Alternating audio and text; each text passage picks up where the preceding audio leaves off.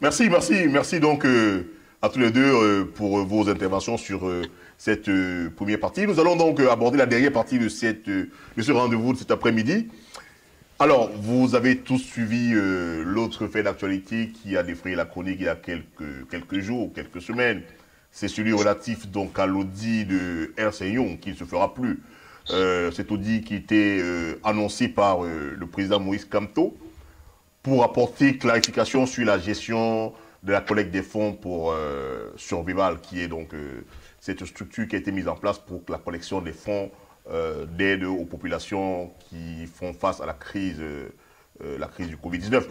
Je voudrais donc demander à Abdelaziz Moundé. Abdelaziz Moundé, vous ne faites pas de mystère, hein, vous avez salué l'initiative donc de Moïse Kamto qui avait donc entrepris de réaliser un deuxième audit après le premier qui n'a pas été concluant, n'est-ce pas? Vous avez donc salué l'initiative de Moïse Kamto. Alors moi j'ai envie de vous poser une question simple.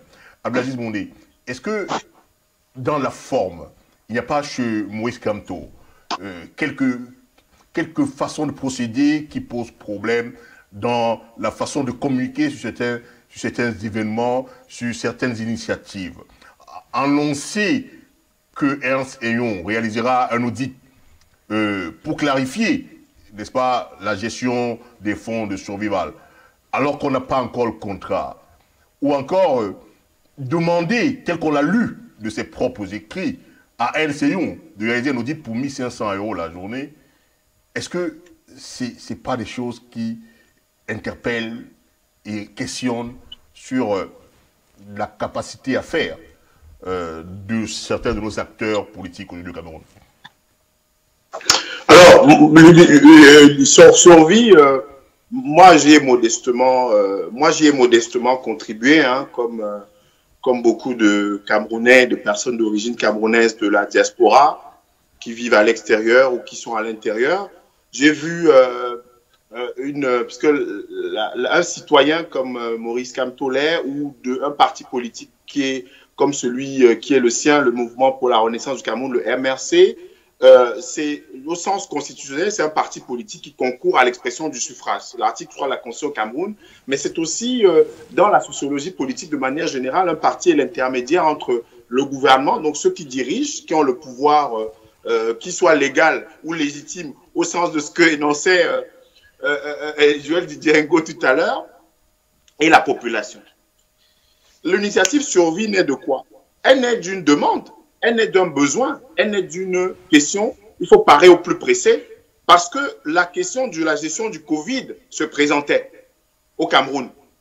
C'est-à-dire que l'initiative Survival Cameroun était liée effectivement au fait que les citoyens camerounais devaient pallier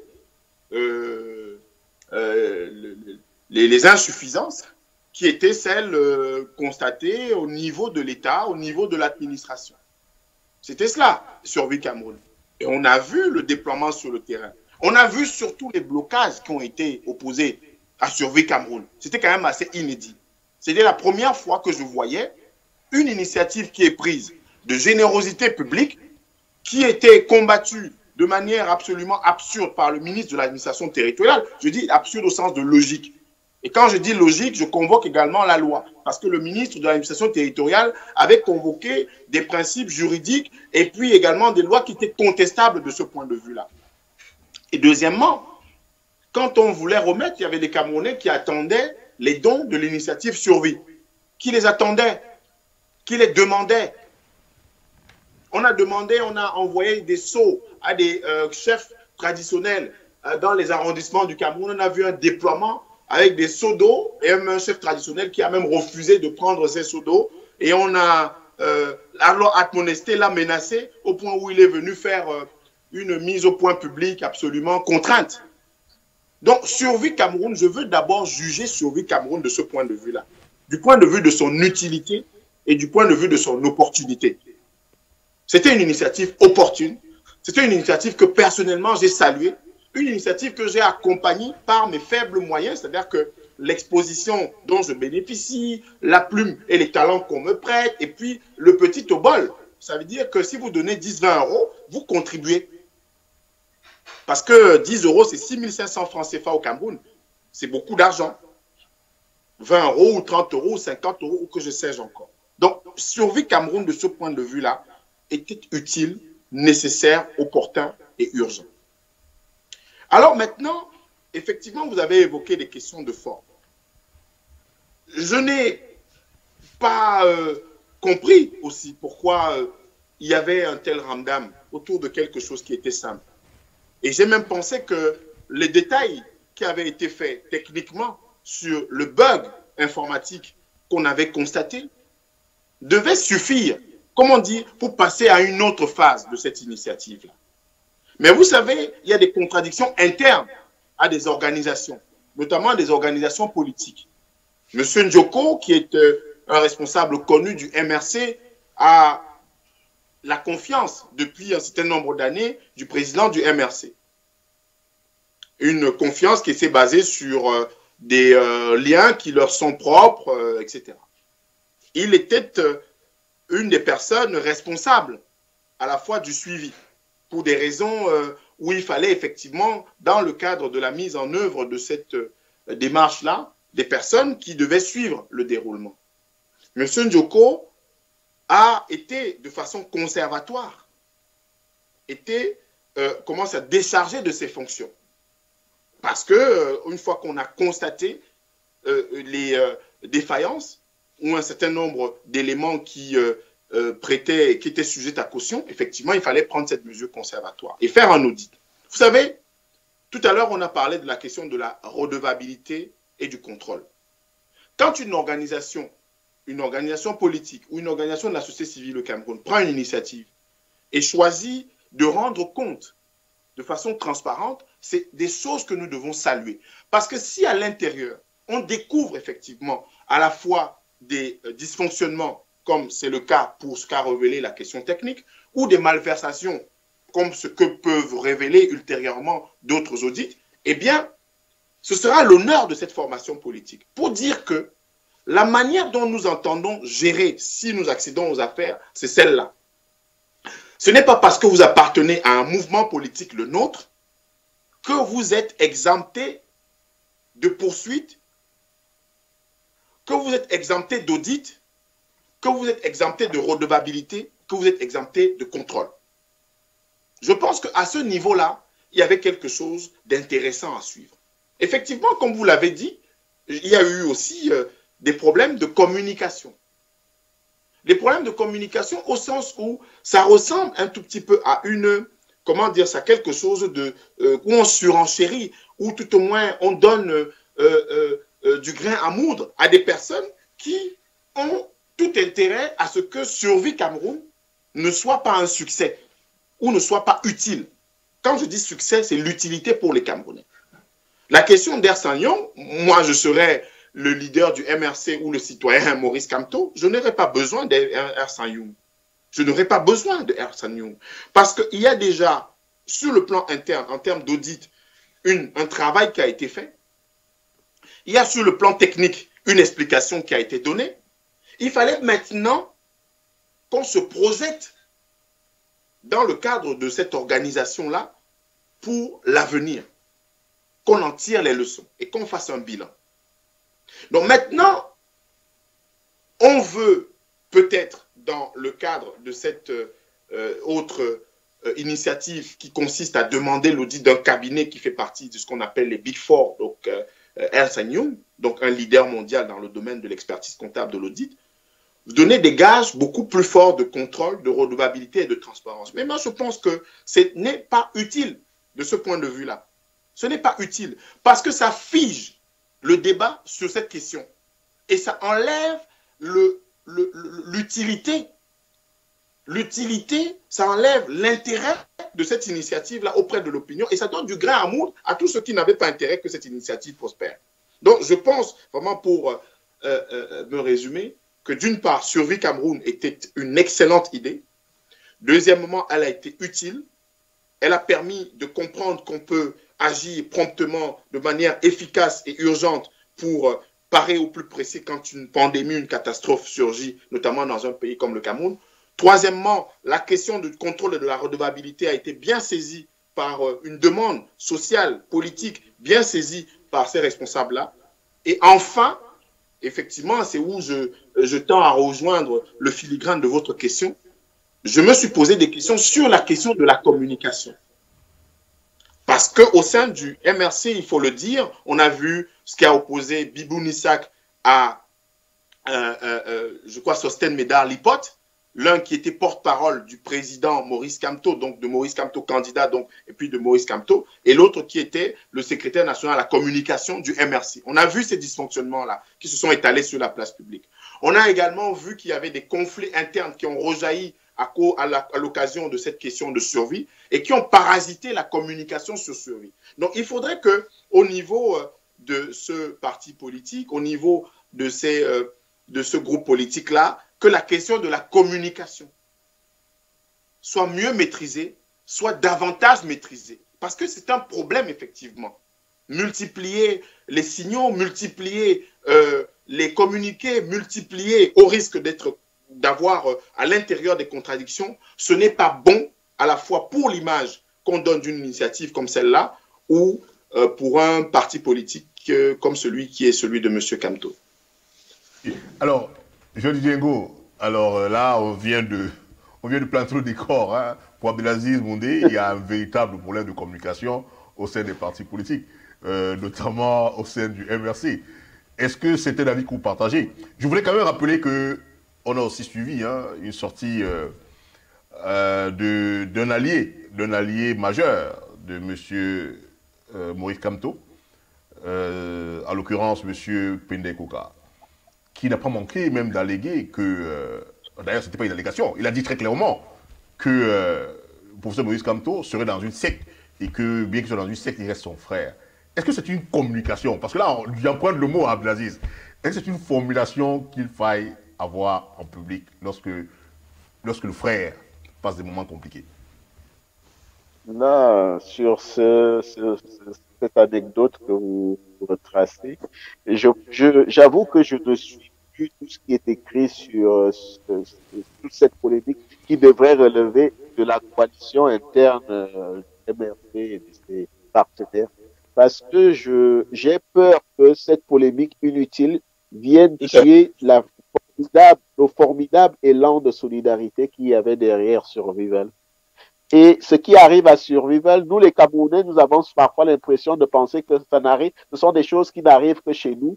Nous avons le monopole de ces problématiques. Non, la problématique, oui, ce qui arrive au MRC peut arriver à n'importe quel parti et ça montre en fait quelque chose qui est fondamental quand on a été militant politique comme je l'ai été, c'est que un parti, ça s'agit au fil des difficultés qu'ils rencontrent. Parce que les Camerounais actuellement, j'ai l'impression que tout le monde crie à aux voleurs, à chasse aux voleurs, sans même savoir les difficultés auxquelles l'organisation MRC a dû faire face pour monter une collecte comme celle-là.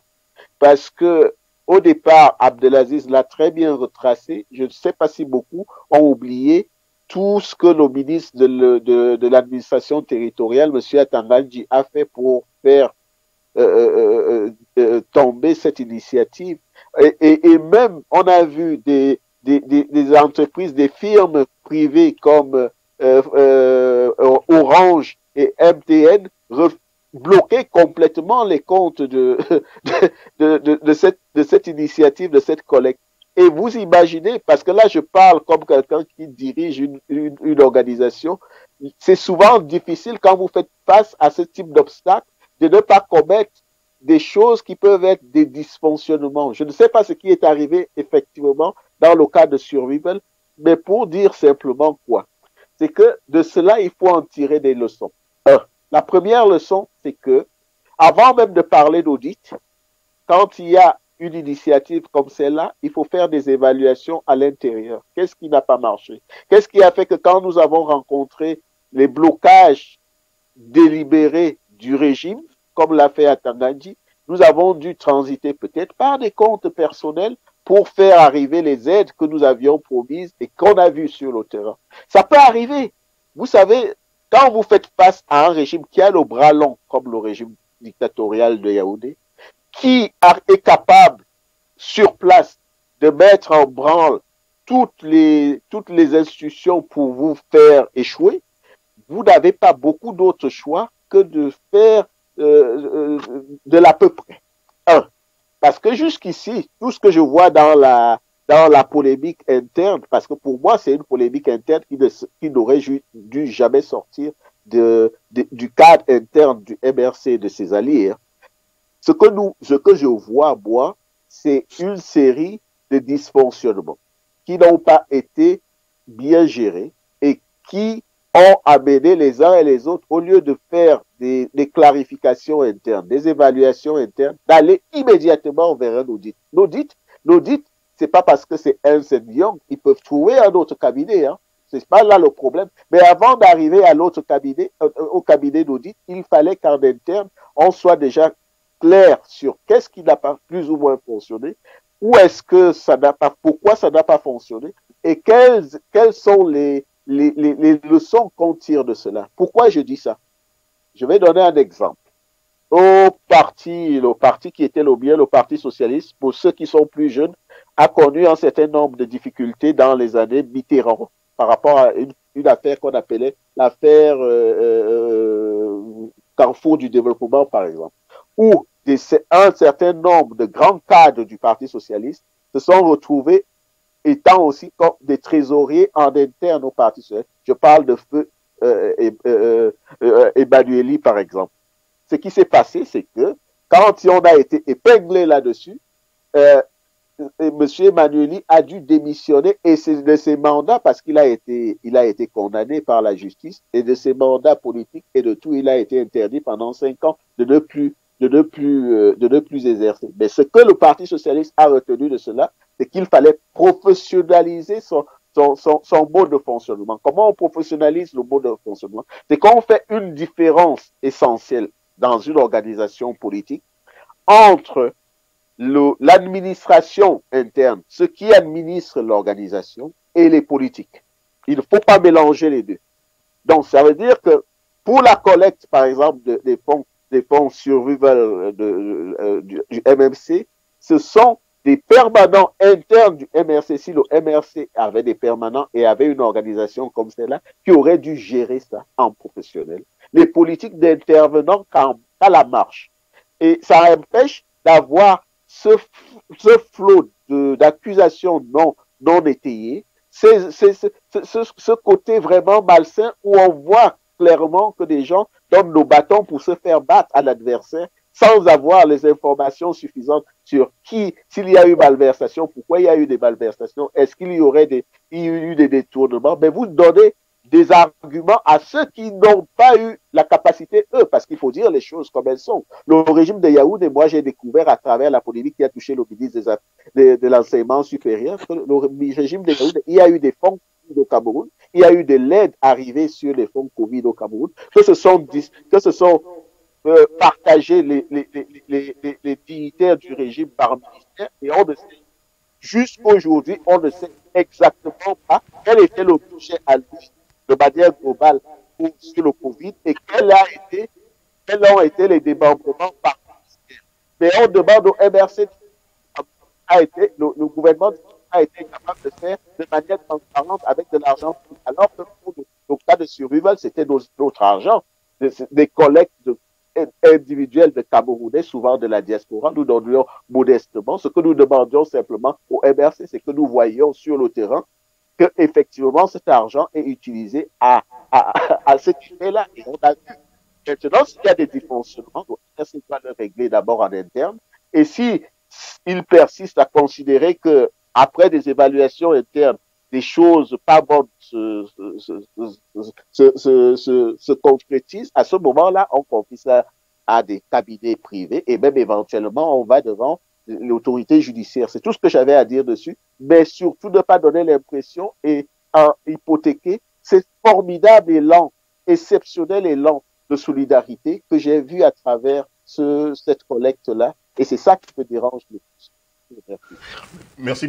Alors, on va faire donc un dernier tour de table. Ablazi Moulé, que lorsqu'on a entendu Pende Koka marteler avec des expressions du genre moi je ne suis pas du MRC, et il a ajouté d'ailleurs il y a des choses que je ne vous ai pas dites, et puis il enchaînait, il y a 40, je crois qu'il a parlé de 40 000 euros, ou je crois 40 000 euros si j'ai bonne mémoire, qui n'ont pas pu être audités. Et il ajoutait que le trésorier, ou alors le responsable MRC Europe, M. Ndjoko, avait signé une espèce de contrat entre lui et l'éditeur, qui ne permettait pas qu'une autre personne soit à même d'avoir les informations côté auditeur des fonds qui y sont. Est-ce que ce n'est pas des informations de nature à créer de l'instabilité dans un mouvement politique ou même entre alliés? Est-ce que, pour finir ma question, est-ce qu'on assistera, est-ce qu'il n'y a pas de risque avec de telles sorties d'assister à une espèce de fragilisation du parti quand on sait que quelques membres du MRC ont commencé à jeter l'éponge? On a le cas d'un certain Aurélien Tchoumi. Ce sera la dernière question pour bloquer cette émission de cet après-midi. Alors, je pense qu'on l'a dit tout à l'heure pour le sujet central de notre émission, c'est la question, vraiment, je reviens là-dessus, parce que construire une culture citoyenne et démocratique, c'est construire, ça s'appuie sur des principes. Les fondations de la culture citoyenne et démocratique, ce sont les principes. Les principes relèvent de la loi ou relèvent de l'éthique ou de la morale. Et dans le cas d'espèce, qu'est-ce qui a présidé à un audit? C'est la volonté pour ceux qui ont mis en place l'organisation Survie Cameroun, tout au moins l'initiative Survie Cameroun, de rendre compte à ceux qui ont accepté cet appel à la générosité publique pour venir en aide aux populations camerounaises qui étaient touchées ou qui pouvaient être touchées par la pandémie de la COVID-19. Il faut que cela soit rappelé et que si Penda Koka tient un propos comme celui-là, je ne vais pas rentrer dans les questions anecdotiques ou de polémiques qui vont faire du grain, donner du grain à moudre, comme je dis, et je l'ai encore répété tout à l'heure, à ceux qui ne veulent pas et n'ont pas intérêt à ce que des organisations, des citoyens lancent des initiatives à succès, des initiatives citoyennes, des initiatives de ce que moi j'appelle l'Afrique des solidarités, pour venir en aide à ceux qui en ont le plus besoin. M. Penda Koka a fait campagne, a fait chemin, a compagnonné sur le plan politique avec Maurice Kamto dans le cadre de la campagne présidentielle d'octobre 2018. Ils ont montré une image solide de complicité, de convergence de vues sur un certain nombre de dossiers. M. Penda Koka était une sorte de bras et de caution crédible sur le plan économique, financier, notamment de l'alliance MRC avec un certain nombre de partis politiques. M. Penda Koka a fait montre dans sa capacité d'analyse d'une certaine pertinence lors de ses sorties médiatiques. On l'a apprécié et ça crédibilisait quelque peu le discours de celui qui avait été le candidat Kamto et de celui qui est devenu une figure majeure de la vie politique camerounaise. Donc si M. Penda Koka, dans son élan, dans sa liberté de ton et d'esprit, fait des révélations ou s'exprime ou analyse une situation comme celle-là, je l'arrange dans deux choses. La première, c'est la question du contrôle et de la redevabilité. Il rend compte, puisqu'il avait été désigné comme responsable, et il exerce une fonction de contrôle sur le travail qui lui avait été dévolu. Deuxièmement, c'est la question qui va être de plus en plus la nôtre au Cameroun concernant à la fois le jeu politique, les alliances politiques, etc. Est-ce que quand on est allié politique, on est tenu, on est sujet, on a une muselière, est-ce qu'on ne peut pas s'exprimer? Est-ce que sur un certain nombre de sujets, on ne peut pas avoir des désaccords des divergences ou des vues qui sont un tout petit peu opposées, mais être d'accord sur les fondements, sur l'essentiel. Je pense que oui, on peut l'être. Et M. Penda Ekoka en fait la démonstration. C'est qu'il dit tout le bien qu'il pense de Maurice Kamto, il maintient sa fraternité avec Maurice Kamto, mais il exerce sa fonction critique qui est à la fois citoyenne, celle d'un allié, sur la manière dont il voit les choses. C'est sa subjectivité qui est préservée. C'est sa liberté qui est exaltée. C'est son indépendance d'esprit qui est maintenue. Et cela, il faut absolument le consolider, le poinçonner dans le marbre de cette construction de ce qu'on peut appeler une démocratie camerounaise. Donc, c'est vraiment, je souhaiterais que cela soit entendu ainsi. Parce qu'il ne faudrait pas toujours que tout tourne à la polémique, que tout tourne à l'anecdotique, au risque de noyer l'essentiel. On a parlé tout à l'heure de la question du stade d'Olembe, des complexes sportifs, et on a étendu ça à la question de la pauvreté, la question du déficit infrastructurel, etc., etc. On n'est pas resté dans l'anecdotique. Et c'est pour cette raison que cette émission, je pense qu'elle est de qualité dans la tradition qui a été la nôtre depuis un certain nombre d'années. C'est que nous ne devons pas, de manière générale, quand ça concerne le Cameroun ou l'Afrique, être prisonniers dans les éoles de l'anecdotique. Donc voilà ce que j'avais à dire par rapport à la question qui a été posée et cette actualité entre le MRC et ses alliés. Alors, pour finir, Diego, est-ce que cette crise passagère, on va dire, hein, va laisser des traces au regard de quelques démissions qu'on a pu voir ou constater du MRC?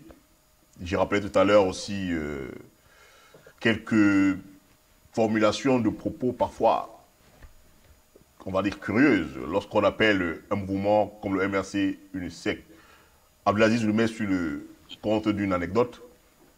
Quel est votre commentaire là-dessus pour terminer?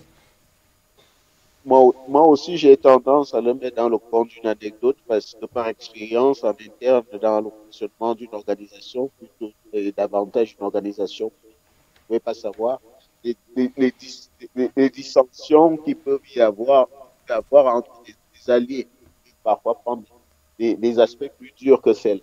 Et je répète là-dessus qu'il faut en tirer des leçons. Des leçons à tirer pour un parti comme le MRC, c'est que, quel qu'on l'aime ou pas, moi je suis pas adhérent, je suis pas sympathisant, je ne suis même pas militant.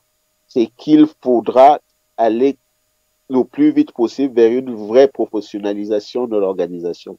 Distinguer les instances politiques des instances des instances de gestion. Parce que c'est très important. Il faut un grand parti, parce que le MRC a vocation à être un grand parti quand on voit le nombre d'adhérents qui à drainer, le nombre de sympathisants qu'ils arrivent à drainer, le nombre même de partis, de militants qu'ils arriveraient à drainer si vraiment, contrairement à ce qu'on voit au RDPC, où les gens sont contraints de le faire. Même au moment où vous êtes fonctionnaire, vous êtes censé être membre du RDPC. C'est pas le cas. Là, ce sont des adhésions volontaires, délibérées. Donc, à partir du moment où on peut avoir ce potentiel-là, il faut rapidement avoir une organisation très professionnelle, c'est-à-dire qui arrive à avoir des instances politiques différentes des instances de gestion. Et les permanents du MRC ne doivent pas être aussi ceux qui sont élus dans les instances politiques du MRC. Cette confusion-là peut prêter à des choses qu'on voit actuellement où on n'est même pas encore au bout d'un processus de clarification de la gestion d'une collecte comme celle-là. On voit déjà défiler devant nous dans les réseaux sociaux, souvent dans les réseaux sociaux, des choses qui ne sont pas bonnes entre membres d'une même coalition ou parfois même entre membres d'un même parti. Ça ne doit pas exister, ça ne doit pas se faire. Il faut qu'à ce moment-là, il y ait une vraie clarification, un vrai professionnalisme et tout le reste relève de l'anecdotique et qui est assez bien alimenté par ceux qui ne veulent pas voir au Cameroun des organisations comme celle-là fonctionner comme elles doivent fonctionner parce qu'elles fonctionnent dans un pays où tout a toujours été guidé dans une organisation verticale. On a du mal à concevoir un parti politique jeune par rapport à ce que nous connaissions, ce qui était là, qui arrive à drainer autant de public, autant d'adhérents, autant de sympathisants, mais qui a encore du mal parce qu'il rencontre énormément d'obstacles pour asseoir tout son projet politique et savoir le communiquer dans l'espace public. C'est ce que moi je vois. Pour tout le reste relève franchement de l'anecdotique. La collecte était une initiative exceptionnelle, inédite au contexte du Cameroun. Moi, j'attends encore que l'État du Cameroun nous dise ce qu'ils ont fait des fonds Covid et comment ils ont été distillés,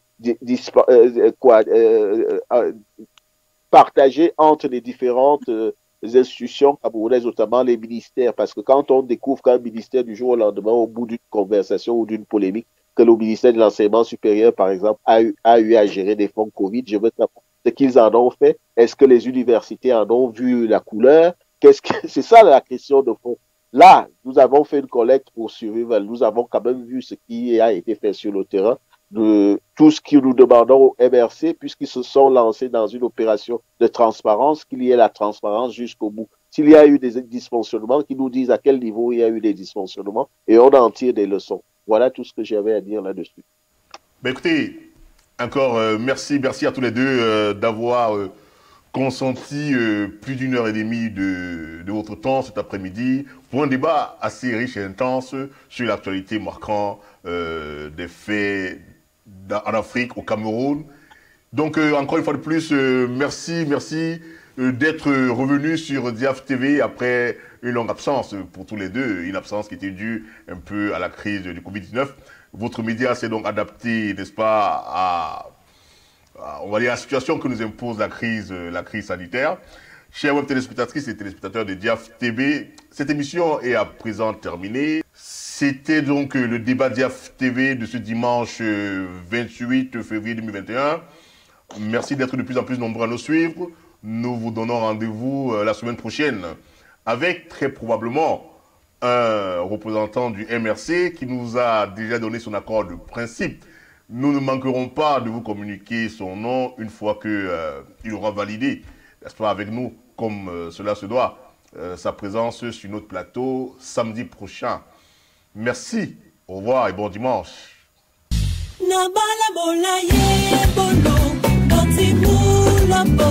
Natimambo